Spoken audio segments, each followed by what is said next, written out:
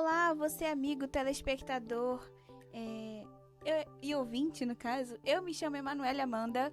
E eu me chamo Roberto Carlos. E hoje estamos aqui com o professor Felipe Rossoni, que é professor e coordenador do curso de enfermagem aqui da Estácio Madureira. Ele vai falar um pouquinho sobre a carreira, vai falar um pouquinho sobre os lugares que já passou, suas atividades. E hoje ele também vai responder umas perguntinhas pra gente sobre vacinação.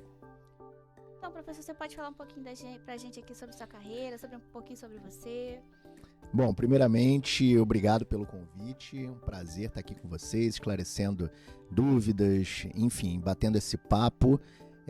Eu me chamo Felipe Rossoni, sou enfermeiro, mestre em enfermagem. Eu fiz a minha graduação na UERJ, Universidade aqui do Estado do Rio de Janeiro. Depois eu fiz a minha residência também no Hospital Universitário Pedro Ernesto, que é o hospital da UERJ. E logo após eu ingressei no mestrado também pela Faculdade de Enfermagem da UERJ. Até hoje, eu sou enfermeiro também da assistência. Desde 2013, eu atuo como enfermeiro em terapia intensiva, sou enfermeiro assistencialista em terapia intensiva.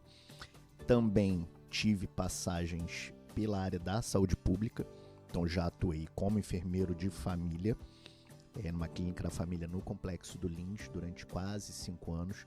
Então, toda essa parte relacionada à prevenção e promoção, que tem tudo a ver com a vacinação, tem uma relação direta com a minha trajetória, até porque a minha residência e o meu mestrado também foram dentro da linha de saúde do trabalhador. E também, quando a gente fala em saúde do trabalhador, um dos principais focos está relacionado à prevenção e promoção. Então, eu atuo em eu tenho experiência, em várias vertentes. No CTI, até hoje, que é o paciente já num estado mais grave, a gente já atua já com a cura, a doença já instalada, avançada, e a gente atua na cura. E atuei por muito tempo também nesse contexto da prevenção e da promoção. Além da minha experiência como docente, minha primeira experiência como docente foi assim que eu me graduei. Já comecei como professor em cursos técnicos, em alguns preparatórios. Depois eu dei aula por um tempo na Universidade Federal Fluminense, em Niterói. Depois tive outras experiências e aí, ao final do meu mestrado, ainda na Clínica da Família, eu decidi que já era hora de eu investir efetivamente na minha carreira docente. Deixei a Clínica da Família, ingressei numa universidade privada de Niterói e quando recebi a oportunidade de participar de um processo seletivo, eu ingressei na Estácio inicialmente como docente, na Estácio de Sulacap. Comecei como docente na Estácio de Sulacap e com esse ingresso, a partir do momento que eu adentrei na Estácio, mesmo sendo por Sulacap, a gente começa a conhecer todos os outros campos, as outras unidades, a fazer parcerias. E aí, em uma dessas voltas aí que a vida deu, por um acaso, eu fui convidado a assumir a coordenação aqui da Unidade Madureira. Estou aqui desde agosto de 2022. O curso aqui é um curso relativamente recente, mas é um curso que já demonstrou todo o seu potencial de crescimento. Aqui a nossa unidade é uma unidade numa localização privilegiada. A gente tem também aqui um corpo docente extremamente experiente, uma infraestrutura extremamente de ponta. A gente também tem várias parcerias aqui com instituições, enfim, com toda a região.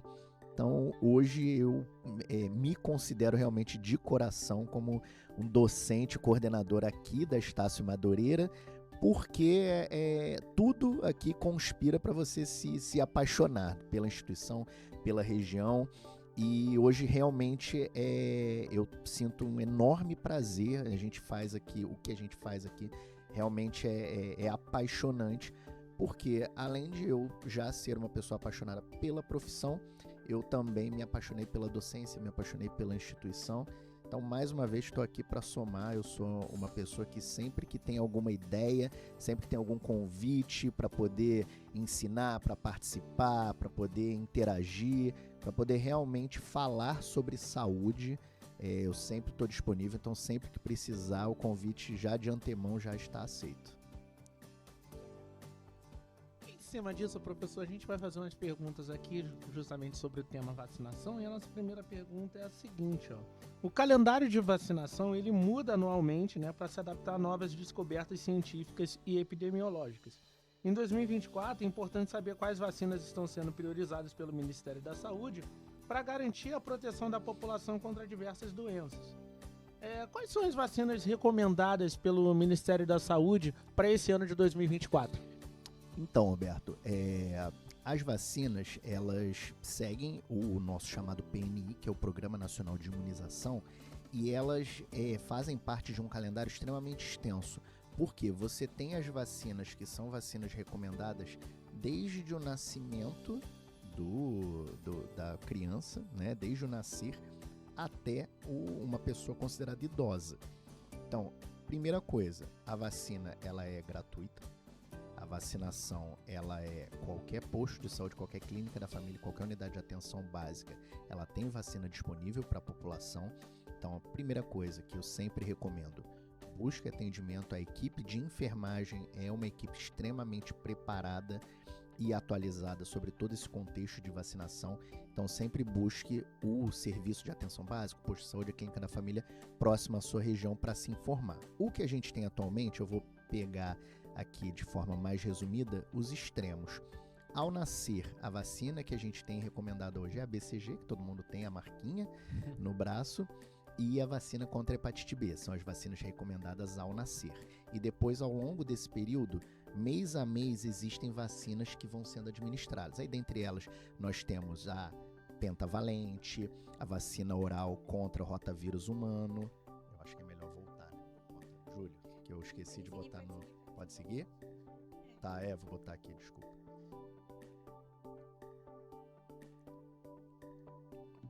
Nós temos a vacina oral contra o rotavírus humano, nós temos a vacina, antigamente a gente chamava essa vacina de DT, né? Hoje nós temos a DTP, a DTPA, a DT adulto, mas basicamente é difteria e tétano, e o P de pertussis, que é coqueluche. Então, DTP, difteria, tétano e coqueluche.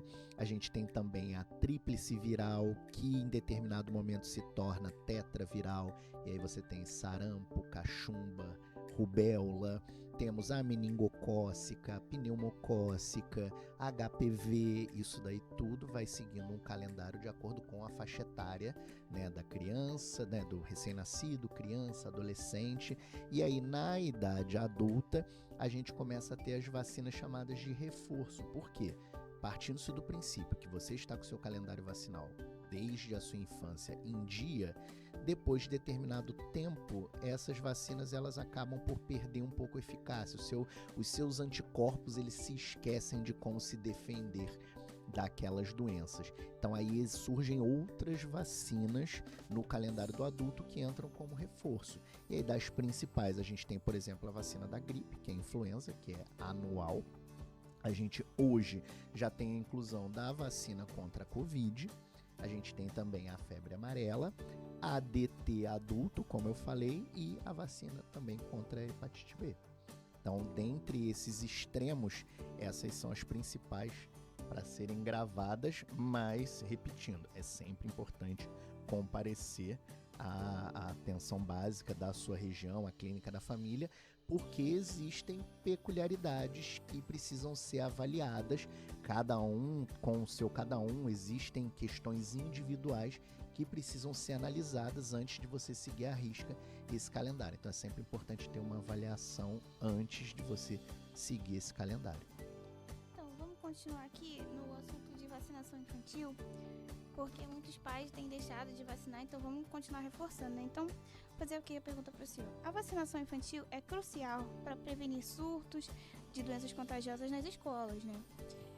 E conhecer as vacinas obrigatórias ajudaria os pais, né, e responsáveis a garantir que suas crianças estejam protegidas e em conformidade com as exigências legais. Dito isto, quais vacinas são obrigatórias para as crianças em idade escolar neste ano, no caso?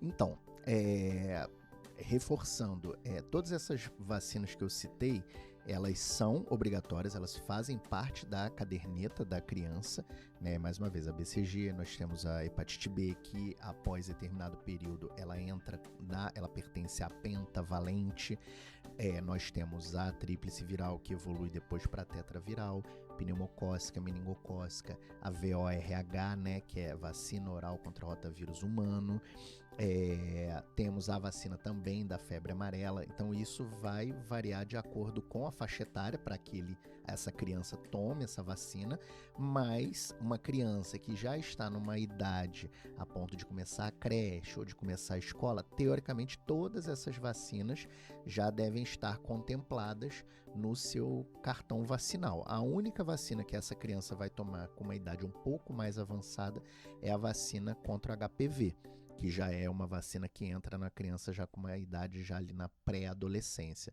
Mas todas essas outras que eu citei, elas até 1 ano e meio dessa criança, ela já tem que ter tomado minimamente a primeira dose de alguma delas.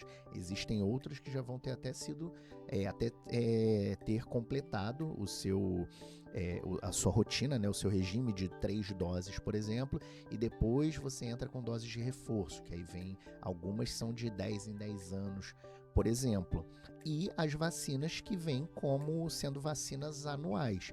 E aí hoje você tem, por exemplo, todo ano é atualizado, né? Por isso que é importante também, mas hoje você tem, por exemplo, a inclusão da vacina contra a Covid, cuja primeira dose é com 6 meses de idade. Isso daí, até poucos anos atrás, a gente não tinha essa inclusão. Esse ano a gente veio forte com a vacina da dengue. Ainda não temos uma preconização para faixas etárias abaixo de 4 anos de idade e também não em qualquer região, porque estão sendo priorizadas regiões endêmicas, estão sendo priorizadas regiões que têm, aí são dados epidemiológicos que mostram onde você tem uma maior incidência de dengue. Então essas vacinas estão sendo direcionadas para essa região. Mas provavelmente no futuro próximo a vacina da dengue também vai ser incluída para todas as pessoas em todos os cantos do Brasil. Então o importante é que toda e qualquer escola, óbvio, faça a análise da caderneta de vacinação da criança. Isso daí é até utilizado para poder melhorar a adesão desses pais à vacinação das crianças. Então, em muitas escolas isso daí é cobrado periodicamente, e a gente também tem um programa do governo chamado PSE, que é o Programa Saúde na Escola, que também adota alguns mecanismos para tentar incentivar a complementação, o segmento correto do que preconiza a caderneta de vacinação da criança. Entendi. Olha, professor, a gente também tem uma outra pergunta aqui que é muito interessante, que é o seguinte: que grupos de risco eles precisam de proteção adicional, né? E as políticas específicas de vacinação, elas garantem que essas populações, né, recebam a imunização necessária para evitar complicações graves. Quais são as políticas de vacinação para grupos de risco, né, como idosos, imunossuprimidos, né, para esse ano de 2024? Então, do idoso a gente tem a caderneta vacinal já fechadinha, bonitinha. É uma caderneta que ela vem acompanhando sempre a evolução do cartão vacinal atualizado, né? Hoje, para o idoso, a gente já tem a inclusão da vacina da Covid também, mas basicamente é hepatite B, DT, Covid e anualmente a vacina contra a gripe para o idoso. Outro grupo de risco também que a gente pode considerar um grupo de risco que tem uma caderneta individualizada, uma caderneta específica, é o das gestantes também, que também tem essa mesma preconização que do idoso das vacinas recomendadas. Já os imunossuprimidos e os imunodeprimidos é um pouco mais peculiar essa situação. Isso vai variar de acordo com o grau da imunossupressão, vai variar de acordo com o tipo de tratamento que essa pessoa pode estar sofrendo e que está causando a imunossupressão. Por exemplo, existem pessoas que realizam quimioterapia e o quimioterápico, ele acaba por ocasionar essa imunodepressão. Ele acaba lesionando as suas células de defesa e faz com que o sistema imunológico fique enfraquecido. Nessas situações, é importante analisar aquele caso, porque não é uma regra engessada de que você não vai poder tomar essa vacina A, B ou C. Mas naquele momento você não pode tomar. Então vamos adiar, vamos reavaliar depois de determinado período, que a partir de, por exemplo, você terminou a quimioterapia hoje. Então existe um cálculo para que a gente consiga avaliar, analisar e minimamente prever quando que seu sistema imunológico vai estar recuperado. Então a gente consegue, olha, hoje você não está apto a tomar essa vacina, mas depois de determinado período a gente vai refazer os seus exames. Se o seu sistema imunológico estiver ok, a gente pode entrar com essa vacina. Mas basicamente as vacinas que são compostas por vírus vivos atenuados são vacinas que não são recomendadas. Porque, levando-se em consideração que temos ali o vírus vivo, esse vírus num organismo imunossuprimido ou imunodeprimido pode causar malefícios similares aos malefícios da doença propriamente dita, ou até mesmo ou efetivamente causar a doença. Então você tem um efeito ali, totalmente um tiro saindo pela culatra. A intenção é que você tenha o desenvolvimento da imunidade e, ao invés disso, você coloca a pessoa em contato com o vírus vivo e a pessoa acaba por desenvolver a doença ao invés de desenvolver a imunidade propriamente dita. Certo. Temos mais uma pergunta aqui também sobre vacinação, né? Que no caso é a vacinação contra a gripe, né? Que é um evento anual e muito importante, né? E nesse ano é essencial entender que há uma boa disponibilidade de vacinas e que existem cepas de influenza contempladas nas fórmulas deste ano. Como está a disponibilidade de vacinas contra a gripe influenza para esse ano? Teoricamente, todo ano é feito um cálculo baseado no número de pessoas aptas a receber essa vacina e o quanto os laboratórios conseguem produzir. Como é uma vacina que a gente já tem essa rotina de anualmente ter essa produção, isso daí hoje nós temos poucos problemas relacionados à disponibilidade dessa vacina. O que muitas vezes acontece é que o fato dessa vacina ter ali ser sazonal, você tem ali um período para que essa vacina seja disponibilizada, essa vacina para que atinja a população, o período onde você tem a maior incidência da gripe, um problema que a gente encontra é porque, infelizmente, nós, assim, não nós cariocas, não nós brasileiros, assim, o ser humano como um todo, ele ainda não tem essa cultura da prevenção, essa cultura de você se programar, se organizar com antecedência. Então, muitas pessoas deixam para a última hora para se vacinar. E aí o que acontece? Muitas das vezes você tem vacinas sendo liberadas por faixa etária, por grupo de risco, e essas vacinas sobram, e às vezes até vencem, às vezes você perde aquele lote, aquele grupo de vacinas disponibilizadas para aquele grupo, e quando você chega lá no final da campanha que você disponibiliza para todos os grupos, você tem uma enxurrada de pessoas querendo se vacinar e muitas das vezes isso daí acaba por uma questão logística, você não ter a quantidade de dose ali disponível.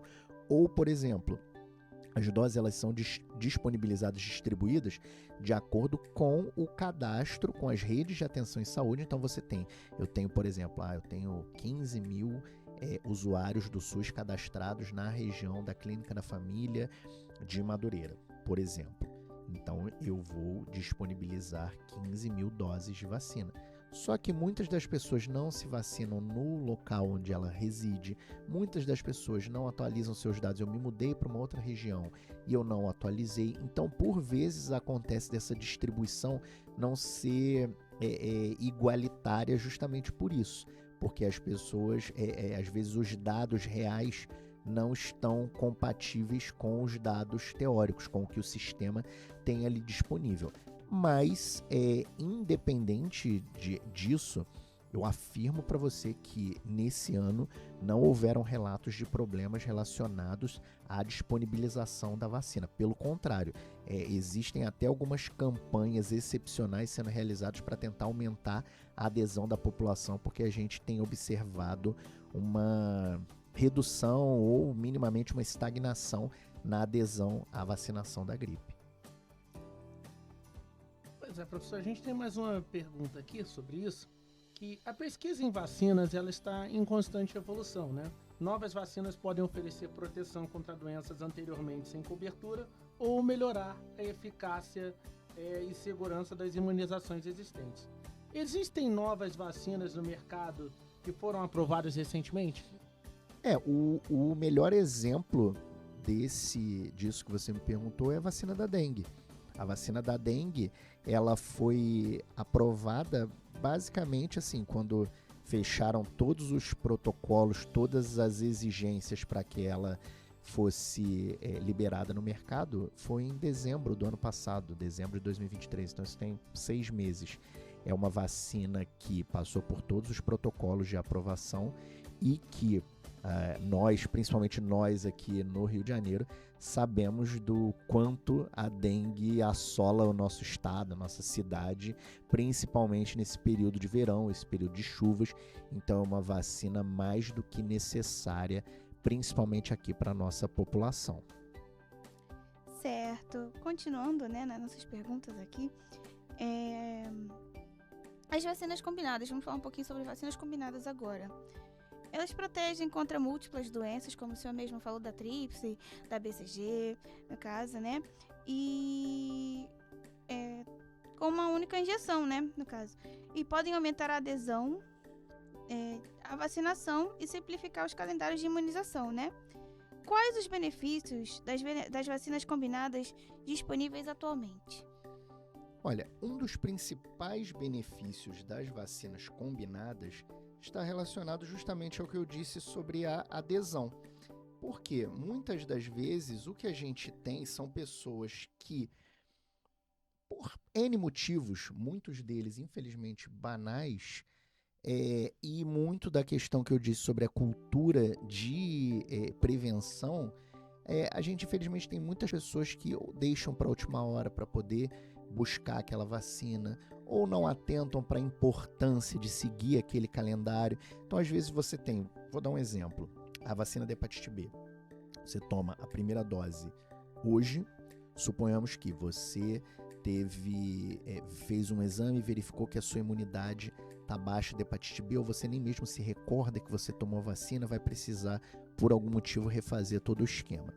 O esquema é uma dose hoje, a segunda dose daqui a um mês e a terceira dose daqui a 6 meses, a partir da primeira dose, ou 5 meses a partir da segunda dose.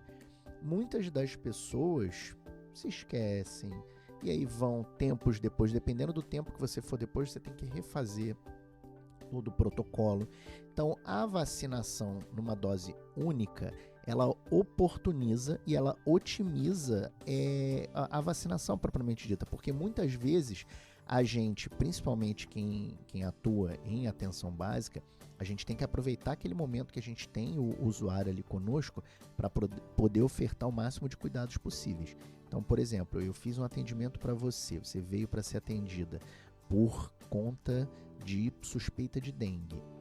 Eu fiz a avaliação, não é dengue, é apenas uma síndrome gripal. Ok, vamos reavaliar. Você volta, a gente colhe exames, você volta uma semana depois. Você voltou uma semana depois se sentindo bem, não tem nada que contraindica a vacinação, você já está ali, vamos tomar vacina. Aproveita que você já está aqui, ou então você foi lá para poder renovar uma receita. Mas eu nem venho aqui. Não, mas já que está aqui, toma vacina. Essa pessoa nunca aparece lá. Essa pessoa apareceu uma vez perdida, se essa dose da vacina é uma dose única, é uma dose que já contempla aí 4, 5 doenças, é uma oportunidade de você já deixar essa pessoa imunizada e mesmo que essa pessoa não volte mais, você já garante aquela imunização. Agora, se você tem ali que a pessoa vai e tome uma vacina para uma doença hoje, aí daqui a um mês ela tem que tomar aquele reforço, e aí daqui a 2 meses ela vai tomar de outras 2 vacinas, e aí o reforço é a segunda dose é daqui a 3 meses, a outra é daqui a 4 meses. Então, para algumas pessoas que infelizmente ainda não têm essa consciência, essa cultura da importância da prevenção, a dose única facilita, porque qualquer momento que aquela pessoa estiver ali, você capta essa pessoa e aproveita o momento para poder ofertar todos os cuidados disponíveis.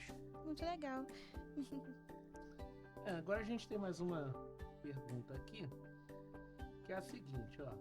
A hesitação vacinal ela pode reduzir a cobertura vacinal e aumentar o risco de surtos de doenças. Estratégias eficazes para combater essa hesitação são fundamentais para manter altos níveis de imunização na população. Quais são as estratégias para combater a hesitação vacinal e aumentar a confiança nas vacinas? Então, uma das principais estratégias que a gente tem, e a gente encontra isso em vários outros campos que não o da vacinação, está relacionado justamente à propaganda em massa, às campanhas. Então, nós temos um exemplo muito bom que hoje a população já realmente aderiu e entendeu, é do Outubro Rosa. A gente tem no mês de outubro toda uma mobilização da mídia, uma mobilização do nosso Ministério da Saúde, das secretarias de saúde, acerca da importância do exame preventivo. Então, com as vacinas, não fugimos muito disso. É importante a mídia, é importante o Ministério estar sempre ali incentivando, apresentando resultados referentes aos benefícios, explicando para a população de forma clara quais são os benefícios, quais são os possíveis efeitos colaterais, evitando que qualquer notícia falsa sobre os benefícios da vacina superem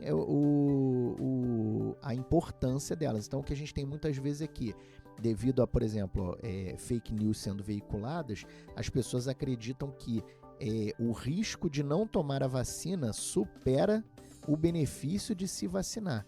E é importante que constantemente tanto o meio científico, tanto o grupo de cientistas por trás das vacinas, quanto toda a parte do nosso ministério responsável por essa educação em saúde, se unam para cada vez mais oferecer para a população informações claras e fidedignas acerca da importância, acerca dos benefícios da vacinação e reforçando também os malefícios de não se vacinar, trazendo dados referentes a doenças que já foram erradicadas, a doenças que ainda existem, mas que com a vacina elas a pessoa se torna totalmente imune, a pessoa tem efetivamente uma prevenção contra essas doenças. Então é importante sempre a comunidade científica e o nosso ministério, os nossos governantes estarem sempre ali apresentando para a população todos esses dados.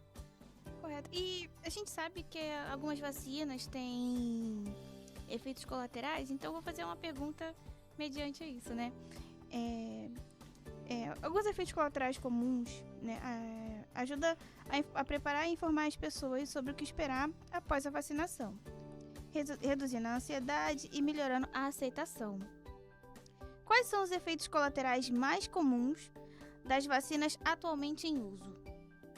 Então, o que a gente pode colocar como efeitos colaterais são justamente efeitos colaterais, você mesmo disse, comuns. A gente tem, por exemplo, náuseas, podemos ter cefaleia, que é dor de cabeça, dor local, a gente pode ter dor na região da injeção propriamente dita. Todos esses efeitos podem ser esperados. A dor local está mais associada à absorção de uma substância ali que, teoricamente, né, não deveria estar ali. Então, qualquer absorção de substância nessa região do músculo, ela vai gerar uma certa dor, vai ocorrer ali uma série de reações químicas que podem causar alguns estímulos nos nervos responsáveis pela dor, alguns estímulos relacionados a reações inflamatórias, mas isso é esperado. E náuseas, por exemplo, cefaleia, né, que é dor de cabeça, vômito, enfim, febre também, isso pode acontecer porque ao receber a vacina, o seu organismo vai começar uma série de reações justamente para produzir anticorpos.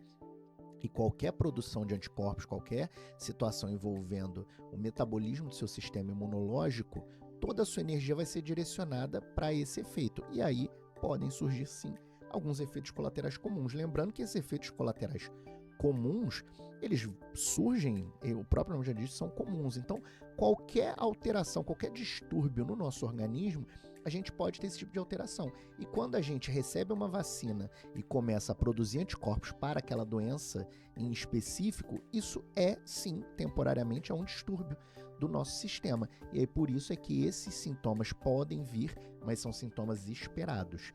Se você tiver sintomas considerados mais graves, e isso sempre que você se vacinar, isso vai ser informado a você, você deve procurar imediatamente o mesmo local onde você recebeu a vacina para que seja feita uma notificação e que para que você receba os cuidados específicos relacionados a esse, pode ser uma reação alérgica, por exemplo, enfim, a essa intercorrência vacinal. Olha, professor, a gente tem mais uma pergunta aqui também, que é sobre viajar para diferentes regiões, né? Pode expor os viajantes a doenças não comuns em suas áreas de origem, né? Por exemplo, você vai para lugares que ainda existe o risco da febre amarela, né? Tem países que ainda têm epidemias disso, né? Nos dias de hoje. E as recomendações atualizadas de vacinação ajudam a prevenir a importação e disseminação de doenças. Quais são as recomendações de vacinação para viagens internacionais em 2024?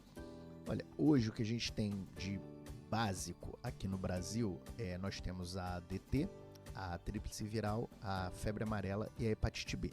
Mas sempre reforçando, duas coisas importantes nesse contexto.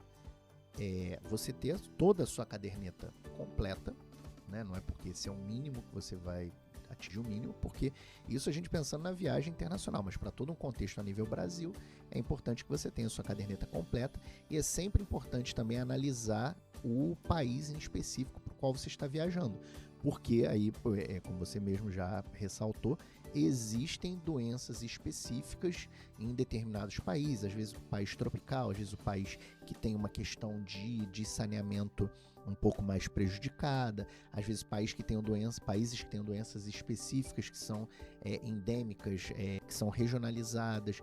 Então, a África do Sul, por exemplo, tem muito disso. Por exemplo, então assim, aí eu dei um exemplo falando aqui em off, quando eu viajei para a República Dominicana à época, a febre amarela não era essa vacina contra a febre amarela aqui para nós no Brasil, ela ainda não era direcionada a toda a população em todo o território nacional, então eu precisei me vacinar.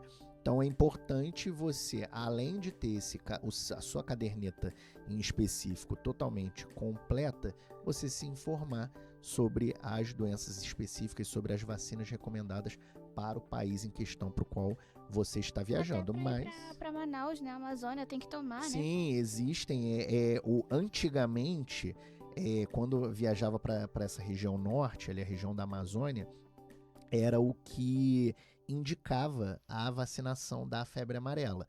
E aí, depois, enfim, a febre amarela já chegou a atingir outros estados, e aí, epidemiologicamente falando, optaram, né, baseado em dados, por colocar a vacina da febre amarela para todo o Programa Nacional de Imunização, independente de você ir para a região norte ou não. Aí hoje a gente já tem em todo o programa, mas antigamente, não, nem tão antigamente, assim, máximo 10 anos ou menos, era só mesmo para quem fosse viajar para essas áreas endêmicas, como Manaus, por exemplo. Então é importante sempre você se informar sobre questões relacionadas ao país para onde você está viajando. Essas informações no próprio site do gov.br, lá você tem todas as cartilhas oficiais do Ministério da Saúde. Então lá é um dos sites mais fidedignos para você buscar esse tipo de informações essas que são informações corretas, baseadas em dados, em estudos, em pesquisas, informações que você pode confiar. Então, professor, nós aqui do Grupo Boas-Vindas, né, eu e o Roberto, queremos agradecer a sua participação no nosso primeiro videocast. Você vai estrear o nosso primeiro videocast. Olha só que responsabilidade. Você quer deixar mais algum recado para os nossos seguidores, para os nossos ouvintes? Olha, na verdade, assim, eu queria mais uma vez agradecer o convite. Uma honra estar aqui, um prazer enorme Sempre que precisarem de mim, que quiserem, podem me convidar. Estou aqui para poder tirar dúvidas, para poder compartilhar conhecimento com vocês. Isso faz parte não só da minha vida como docente, como também da minha vida como enfermeiro. Então eu estou aqui para ajudar a compartilhar isso daí, sempre pensando no benefício do aluno, no benefício do cidadão, benefício do ser humano, benefício para todos. Conhecimento é bom e não ocupa espaço. É verdade. É isso aí, professor. Nós que te agradecemos aqui. É um prazer ter tido esses minutos aqui, esse bate-papo aqui, que foi ótimo aqui. Estrear o nosso videocast já com uma presença ilustre, né? Exatamente. E queremos agradecer, né? E toda vez que tiver alguma campanha, você pode contar com a gente para divulgar também, tá? Ótimo, É muito isso, campanha bom, de né? vacinação, campanha do Outubro Rosa, o Novembro Azul, o Setembro Amarelo. O que o senhor quiser, a gente tá aqui, tá bom? Tá ótimo. Muito obrigada. Obrigado, gente. Obrigado. Fiquem todos com Deus. Até a próxima. Até a Tchau, próxima. gente.